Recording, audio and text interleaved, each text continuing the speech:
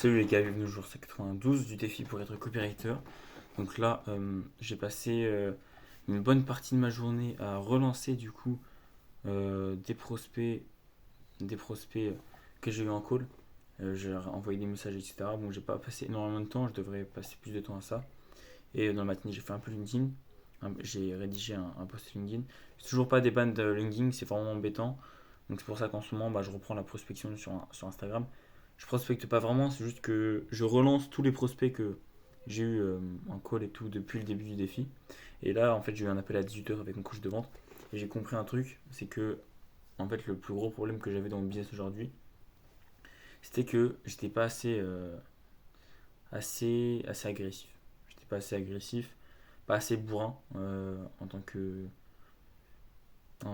aussi bien dans mes appels de vente que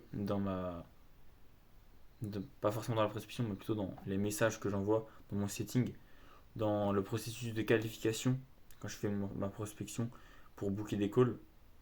Ouais, c'est surtout au niveau du traitement des objections. Je suis pas assez bourrin, en fait, au niveau des traitements des objections.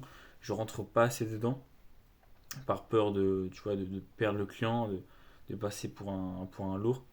Mais déjà, il y a une mentalité que m'a inculqué un mec vachement chaud, Kevin, si tu passes par là.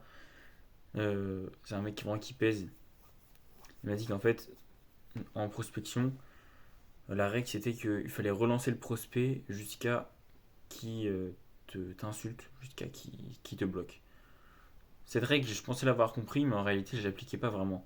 Je l'appliquais pas à la lettre, tu vois. Quand il m'a dit ça, ce que j'ai compris, c'est que, ok, il fallait quand même relancer beaucoup. Du coup, moi, ce que je fais, c'est que je relance 4 fois, 5 fois. Après, j'arrête, tu vois. Naturellement, je me dis normal. Et pareil, quand je parle aux gens par message, dès qu'ils me sortent des objections, je suis toujours dans de la gentillesse. Je leur fais ok, je comprends et tout. Et en fait, il faut que j'adopte une nouvelle mentalité pour booker des calls, pour vendre, pour faire de l'argent. Ce qui est important, c'est que faut que le client il comprenne que tu n'en as rien à foutre de si tu vends ou pas. Parce que quand tu es trop gentil, le souci, c'est que le client, il peut se dire, ok, ce mec veut me vendre le truc, il veut une bonne image. Mais en fait, si t'en as rien à foutre, et si bon, il y a des limites, tu vois, mais si tu arrives à être cash, à lui rentrer dedans, à lui dire, ouais, là, ça fait 6 mois que tu galères, des trucs comme ça, quoi.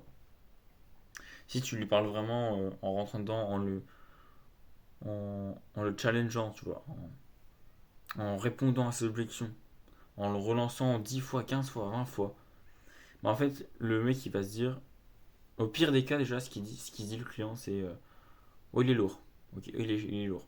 Et c'est le seul risque. T'as pas de risque, il n'y a pas vraiment de risque pour ta réputation, parce que tu vas juste passer pour un mec qui veut vendre quoi.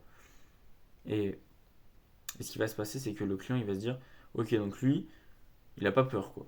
Il a pas peur que je le bloque, il a pas peur quoi. Si tu lui parles comme ça, le prospect il va se dire, il a pas peur. Et du coup, inconsciemment, il va sûrement se dire, ok, donc ça veut dire qu'il a peut-être d'autres opportunités, du coup, moi je suis pas sa seule option. Et ça c'est intéressant. Ça, avec cette mentalité-là, du coup, tu peux gagner en leadership. Et c'est ce qui me manque, moi, vu que je suis attaché à la vente, vu que je suis attaché au résultat, au close, bah, je suis gentil avec mes prospects, tu vois. Ils me disent des objections, je fais ok, très bien, bah, c'est pas de souci. Oui, tu veux prendre 3 mois pour réfléchir, prends 3 mois pour réfléchir. Non, je dois leur rentrer dedans. Et, euh, et c'est ce que j'ai compris. En fait, là, si je mets autant de temps à réussir le défi, c'est parce que le business, c'est un métier, en fait. Et il faut que le métier y rentre. C'est-à-dire que même si théoriquement, tu vois, je sais vendre et je sais faire du copywriting, surtout vendre, hein, le copywriting, je sais le faire, tu vois. Mais vu que théoriquement, je sais vendre, mais le fait que je ne vende pas actuellement, c'est juste parce que le métier n'est pas assez rentré. Pour vendre, il ne suffit pas de connaître la théorie, il faut avoir l'énergie, tu vois, il faut avoir l'énergie pour avoir le lead et tout. Et il faut avoir ce côté rentre dedans, ce côté ok, t'y vas quoi, t'es agressif. Je suis en train de l'apprendre, ça met un peu de temps, mais ça va payer. Donc demain, oula, ça s'est éteint. Demain, vraiment le focus, bon bah ça marche plus par là. Demain, le focus, ça va vraiment être d'harceler absolument tous les prospects que j'ai eu en appel, ou du moins que j'ai démarché sur Instagram depuis le début du défi. Je vais vraiment tous les harceler. Donc, s'il y en a que j'ai relancé 4-5 fois, je les relance encore une fois. Je les harcèle, je leur rentre dedans. L'objectif, c'est d'avoir un call pour demain. Je dois booker un call. Donc, je vais relancer tout.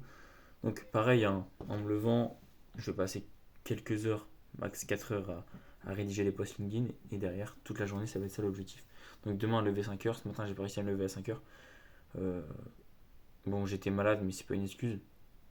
Mais là, je remets le réveil à 5 heures. Et c'est pareil, quoi. Ça change pas. Ça change pas. Il suffit d'avoir le volume de prospection, il suffit que le métier soit là, d'avoir l'énergie, d'avoir le rentre dedans, et ça va closer. À voir aussi, en discutant avec mon coach, j'ai vu qu'il fallait peut-être que je propose des offres un peu moins chères, ou du moins préparer des espèces de downsell, des upsells, pour des clients qui auront potentiellement moins d'argent. C'est à voir. Dans un premier temps, je dois booker un appel avec eux. C'est l'objectif. Je dois reprendre en fait la prospection de bourrin que j'avais fait. Et c'est parti, mec.